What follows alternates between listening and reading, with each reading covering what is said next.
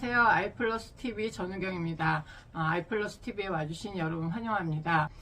오늘 여러분들하고는 그러면 좋은 부모는 뭘까? 어떻게 하면 좋은 부모가 될 수 있을까? 나는 좋은 부모인가? 뭐 이런 얘기도 나누어 보고 싶습니다. 제가 많은 책들을 이제 접하게 되는데 그 중에서 제일 제가 많이 읽은 책이 아이는 성공하기 위해 태어난다 라는 책입니다. 이 책은 제가 대학교 다닐 때부터 수시로 이제 읽게 되는 책인데 읽을 때마다 뻔히 다 아는 것 같은데도 또 새로운 내용이 눈에 들어오기도 하고 들어온 내용에 대해서 또 많은 생각들을 하게 되면서 뭔가 하나하나 제 인생의 매듭이 풀리는 것 같기도 하고 내가 가장 원하는 게 무엇인지 또는 내가 가장 지금 잘 안 되고 있는 건 무엇인지 이런 것들을 살피는데 굉장히 중요한 단서가 되어줬던 저한테 굉장히 소중한 책입니다. 그래서 그 책을 중심으로 해서 여러분들하고 그 책의 몇 구절을 같이 나누어 보려고 하는데요. 아이는 성공하기 위해 태어난다는 이제 미국의 교류분석 학자 뮤리엘 제임스하고 도로시 존 고어드라는 두 분이 쓴 책입니다. 아주 오래된 책이고 우리나라에는 교류 분석을 이제 유아교육계 소개하신 중앙대학교 유아교육학과 명예교수이신 이원영 교수님께서 번역을 하셔서 지금 현재까지 시중에 이제 판매가 되고 있는데요. 그 책 구절 중에 이런 내용이 있어요. 제가 한번 읽어볼게요. 그 책에 제가 여기 표시를 해뒀습니다. 천천히 읽어볼게요. 여러분 한번 같이 봐주세요. 부모들이 자녀들에게 해줄 수 있는 최상의 것은 그들 자신의 각본을 평가하는 것이다. 그 각본을 차세대에 물려주어도 가치로운 것인지를 결정하여 해로운 것은 버리고 바람직한 것은 전해주는 것이 부모들이 해야 할 일이다.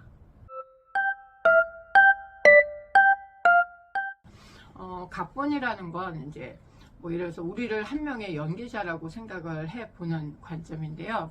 내가 연기를 하는 사람인데 이번에 내가 캐스팅된 프로그램이 예를 들어서 무슨 희극이다. 그럼 난 희극의 주인공으로 이제 행복하게 긍정적이고 뭔가 적극적으로 뭔가 하려는 그런 역할을 하게 되겠죠. 반면에 내가 원래는 그런 사람은 아닌데 이번에 내가 맡게 된 역할이 굉장히 힘든 인생을 열심히 살고 있는데 노력한 거하고 별개로 잘 인생이 풀리지 않은 비극의 주인공이 됐어요.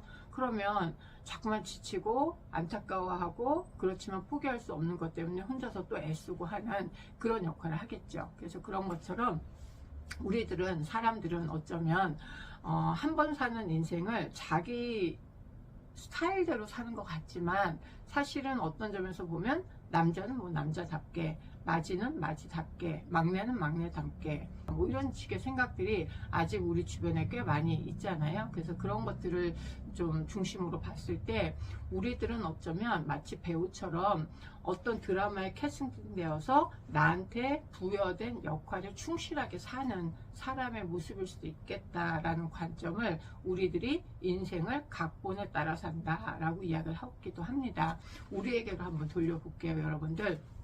저는 지금 이제 장성한 아들 둘을 키우고 있는데 제가 이렇게 유아 교육을 전공하고 부모 교육을 하면서 저한테 좋은 엄마가 된다는 거, 좋은 아빠가 된다는 건 어쩌면 가장 중요한 제 인생의 목적이기도 했습니다. 지금은 이제 조금씩 달라지고 있는 것 같긴 한데 10대부터 20대까지는 저한테는 그랬던 것 같아요. 아주 확실한 목표였는데 그 목표를 생각하고 있는 제게 이 글은 굉장히 한 대 쿵 치는 것 같은 충격으로 다가왔었습니다. 내 애들에게 내가 맛있는 밥도 해줄 수 있고 그 다음에 따뜻한 말도 해줄 수 있고 뭐 필요한 거 사줄 수 있는 경제적인 뒷받침도 해줄 수 있는데 그런 것보다 더 중요한 건 내가 인생을 살아가는 방식, 각본이라는 거를 그대로 우리한테 줘도 되는 건지 아니면 이거 그대로 주면 우리 애들이 행복하게 사는데 좀 도움이 안 되겠어. 그런 것들 좀 구분을 해보라는 얘기로 저에게는 이제 와 닿았는데 여러분들은 어떠세요? 네. 좋은 부모는 자신의 각본을 한번 평가해 보는 거라고 하는데 여러분들은 어떠세요?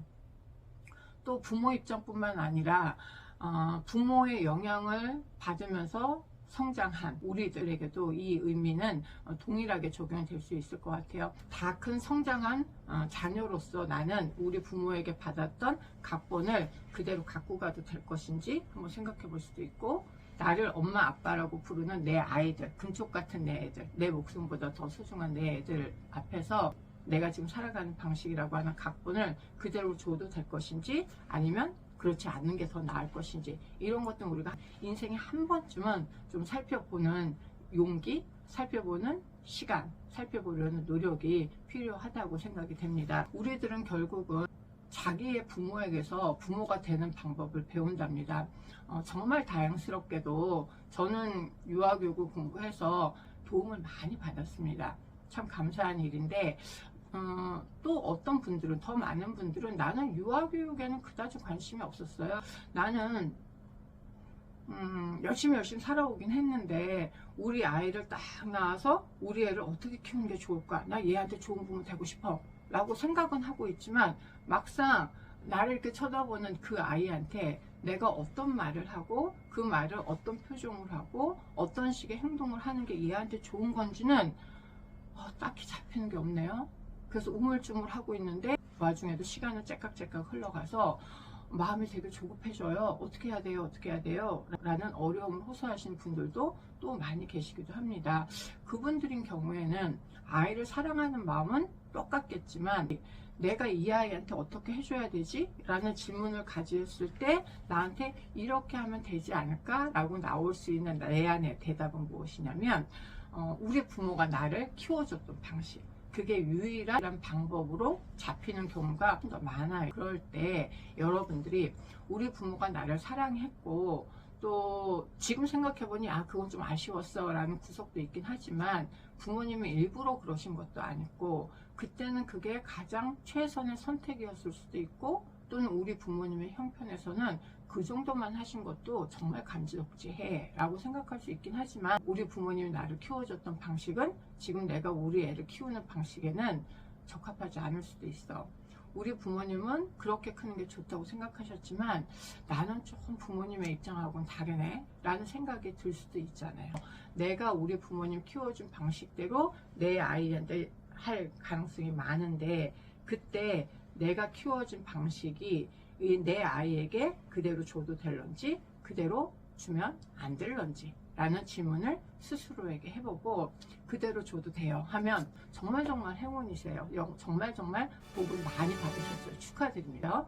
반면에 우리 부모님이 나를 키워준 방식 그대로 내 아이를 키우기가 내키지가 않아요. 부모님하고 나하고 다른 사람이기 때문에, 그리고 세상이 달라졌기 때문에 달라져야 되는 부분이 분명히 있을 수 있잖아요. 그래서 그대로 키우긴 좀 그러네 라고 생각이 되시면 우리는 두 가지 선택을 할 수 있습니다. 부모님이 나를 키워줬던 그 방식을 내가 살짝 바꿔보는 방식도 있고요. 어떻게 하는 게 좋을런지를, 새로운 방법을 내가 찾아야 됩니다. 그래서 정리하자면 세 가지가 있어요.